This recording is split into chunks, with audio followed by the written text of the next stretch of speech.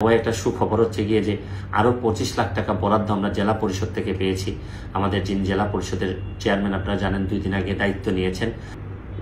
শুরু করিতেছি মহান আল্লাহর নামে, যিনি পরম করুণাময় এবং অত্যন্ত দয়ালু। আমার মাধবপুর চুনারঘাটের মানুষের পরশুদিন আমরা বলছিলাম, আমি ভিডিও করে বলছিলাম যে 11 মেগাওয়াট বিদ্যুৎ উৎপাদন যে কেন্দ্রটা, এখানে বিদ্যুৎ উৎপাদন শুরু হয়েছে, গ্যাসের লাইন দেওয়া হয়েছে, যার কারণে আমাদের এই লোডশেডিংটা কমে যাবে বা থাকবে না।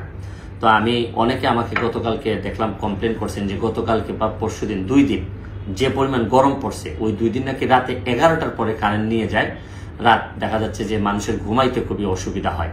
তো এই কারণে আমি আজকে জিএম সাহেবের সাথে কথা বলছি বা অন্যান্য যারা পল্লী বিদ্যুতের যারা আছেন তাদের সাথে আমি কথা বলে যে জিনিসটা আমার ক্লিয়ার করা, আপনাদের কাছে পরিষ্কার ক্লিয়ার করা দরকার, এটা হচ্ছে গিয়ে যে 11 মেগাওয়াট বিদ্যুৎ উৎপাদন 4টা মেশিনে করা হয় এই নসরতপুরে।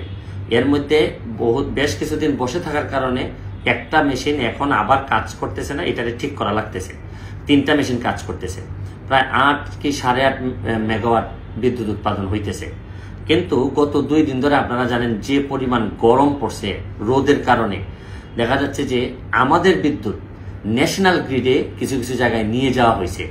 এখন সমস্যা হচ্ছে গিয়ে যে আমরা তো একটা অঞ্চল, হবিগঞ্জ অঞ্চল ধরেন, জাতীয়ভাবে যখন প্রয়োজন পড়ে তখন চাইলেই কিন্তু আমরা এই বিদ্যুৎ আটকাইতে পারি না, কারণ যিনি সরকার আছেন তাকে তো সব জায়গা দেখতে হয়। তারপরও আমি বিভিন্নভাবে চেষ্টা করতেছি যে আমাদের এলাকার একেবারে যেন আমাকে ডিপ্রাইভ করা না হয়, বঞ্চিত করা না হয়। তবে উনি আমাকে আশ্বস্ত করেছেন, যে পল্লী বিদ্যুৎ আমাকে আশ্বস্ত করেছেন যে একটু ওয়েদারটা যদি একটু ঠান্ডা হয়ে যায়, এইরকম গরম যদি কমে যায়, তখন আর লোডশেডিং হবে না। তো আমি বিশ্বাস করি যে প্রতিটা মিনিট আপনারা যখন আমার এলাকার মানুষ কোনো ব্যাপারে কষ্ট পান, আমার উচিত বা আমার দায়িত্ব যে আপনাদেরকে এই কষ্ট কেন হচ্ছে বা কেন কমতেছে না অথবা কমানোর কি উপায়, এগুলো এমপি হিসাবে জানানো আমার দায়িত্বের মধ্যে পড়ে।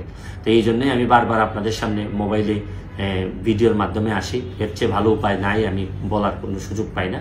তবে আশা করি আপনারা সব সমস্যা যদি আমি সমাধান করতে নাও পারি, তবে আপনারা কোনো সমস্যাতেই একাবোধ করবেন না। আমি হয়তো না পারলেও আপনাদের পাশে দাঁড়াই থাকবো, কারণ বড় শখ করে আমাকে ভোট দিয়ে আপনারা, অনেক ভোট দিয়ে আপনারা এমপি বানিয়েছেন, এবং আমি চেষ্টা করে যাচ্ছি যে আপনাদের কপালের সাথে আমার কপাল মিলে আমরা বঙ্গবন্ধু সোনার বাংলা বানানোর জন্য যেভাবে কাজ করলে, যেভাবে মানুষের কাছে পৌঁছাইলে এটা আমরা লাভবান হইতে পারবে, এই কাজ আমি করে যাব।